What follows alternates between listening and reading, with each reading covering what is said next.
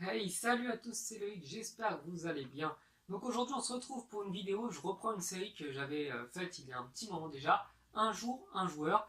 Donc précédemment je vous avais parlé de David Beckham et de Pedro Miguel Paoletta. Et aujourd'hui j'ai décidé de parler, comme vous le verrez sur le titre, de N'Golo Kanté parce que c'est pour moi un des joueurs les plus appréciables de l'équipe de France et puis un des joueurs les plus aimables même d'un point de vue général.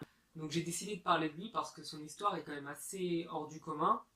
C'est un joueur qui n'a pas connu les centres de formation comme tous les autres, qui a réussi à percer, et donc j'ai décidé de parler de sa vie aujourd'hui. N'Golo Kanté est né le 29 mars 1991 à Paris, dans le 10e arrondissement. Il est donc d'origine malienne, et par ailleurs, son nom est tiré d'un ancien roi du Mali, c'est ce que j'ai pu trouver sur internet. Et avec ses parents, ils se sont donc installés à Rueil-Malmaison avec ses frères et sœurs, où il a vécu une bonne partie de son enfance.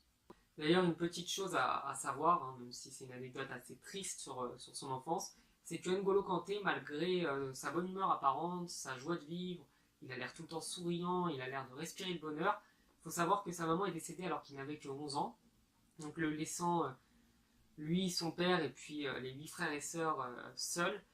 Donc voilà, une anecdote assez triste sur lui, mais il faut savoir que ça fait partie de la vie d'N'Golo Kanté, donc quand on parle de lui, c'est normal de parler de ça. Du coup, N'Golo Kanté, malgré ce décès dont je viens de vous parler et sur lequel je ne m'étalerai pas, a continué le football. Il jouait lui à Suresnes et a régulièrement été dans les meilleures divisions de son club. Donc c'était un des meilleurs joueurs du club. Il était régulièrement surclassé. C'est ce qu'on fait généralement quand un joueur est bien au-dessus de tous les autres jeunes de son âge. Donc il a été régulièrement surclassé et il a d'ailleurs inscrit une dizaine de buts en promotion d'honneur, donc les dernières années où il était à Suresnes. Bien entendu, avec les performances qu'il avait sur le terrain, il s'est fait repérer. Et c'est l'US Boulogne qui l'a recruté, donc un contrat amateur à l'époque, pour le faire jouer dans l'équipe 2, qui était à ce moment-là en CFA 2, donc l'actuelle 5e division.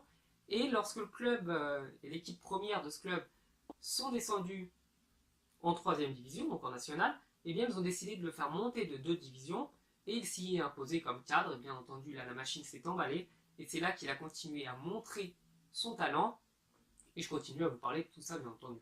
Donc du coup, après une très bonne saison en national, c'est Caen qui l'a recruté pour jouer en Ligue 2. Donc voilà, il est passé quand même de PH à CFA2, CFA2 à National, et de National, il monte en Ligue 2. Bien entendu, c'était pas assez, je pense, pour N'Golo Kanté, et il a continué à faire de très très très grosses performances avec Caen. Et du coup, c'est là qu'il s'est fait repérer par des clubs anglais, français, espagnols, italiens, etc. Donc du coup, N'Golo Kanté avec Caen a réussi à monter en Ligue 1, à faire une très très belle saison, et c'est là que Leicester est apparu. Donc il était annoncé peut-être à West Ham, peut-être à Marseille, et c'est finalement donc Leicester qui l'a recruté. Et on connaît tous ce qui s'est passé à Leicester, bien entendu. Il a été monstrueux, de très très grosses performances en Angleterre, une capacité à se sacrifier pour les autres, à faire des efforts immenses, sans s'arrêter, sans jamais se plaindre, en faisant en gros le sale boulot. Et il a été champion d'Angleterre avec Leicester, donc vraiment on se disait que là, on ne voyait pas comment son histoire pouvait être encore meilleure. Bon, après une super saison à Leicester, il est recruté par Chelsea, du coup, et l'année 2016 marque aussi sa première sélection en équipe de France, son premier but en équipe de France, et il est par ailleurs champion d'Angleterre en 2017, donc l'année suivante avec Chelsea qui venait de le recruter.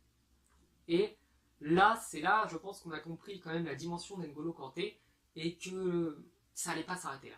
Bien entendu, pour N'Golo Kanté, c'était pas assez, champion d'Angleterre 2 fois, un des meilleurs joueurs du championnat, nommé régulièrement parmi les meilleurs joueurs du monde, ça ne lui suffisait pas. Et grâce à l'équipe de France, et plutôt avec l'équipe de France, il a remporté la Coupe du Monde en 2018 en étant pour moi un des meilleurs joueurs de cette compétition, donc à son poste du moins, en étant monstrueux, en apportant énormément de choses à l'équipe de France. Et du coup, voilà, en 2018, champion du monde et un des meilleurs joueurs du monde. Bon, voilà, on va dire que c'est pour le moment la biographie d'N'Golo Kanté parce que je pense qu'il est encore loin, loin d'avoir tout montré, d'avoir tout gagné. Donc, j'espère vraiment qu'N'Golo Kanté continuera sur cette lancée, qu'il n'aura aucun problème physique, qu'il continuera à nous éclairer, à nous faire plaisir avec sa bonne humeur. Donc, je vous invite bien entendu à voir en description du coup les liens vers sa biographie, etc. Tout ce que j'ai retrouvé, tout ce que j'ai pu vous dire pour que vous ayez vérifié par vous-même si vous ne le croyez pas. Et je vous invite du coup à vous abonner à la chaîne si vous aimez bien les biographies de joueurs, etc. etc. Ciao!